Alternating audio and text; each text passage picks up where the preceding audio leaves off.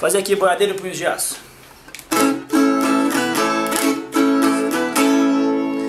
Me criei Araçatuba, laçando porco e dando repasso. Meu velho pai pra mim namorou.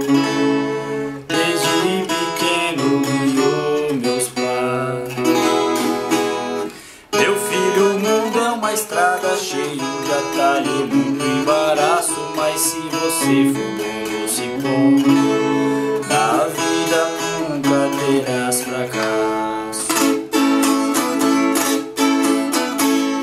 Aos 20 anos parti, foi na comitiva de um tal Inácio. Senti um nome apertar a garganta, quando meu pai me deu um abraço.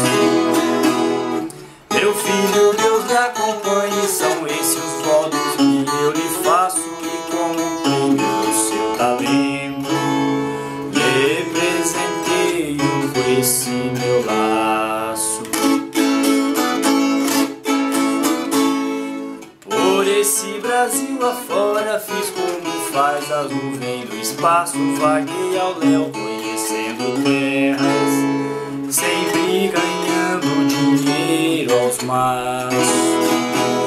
Meu cipó inteiro um dia cobria a anta do meu Picasso. Foi o que me garantiu o nome de boiadeiro punhos de aço.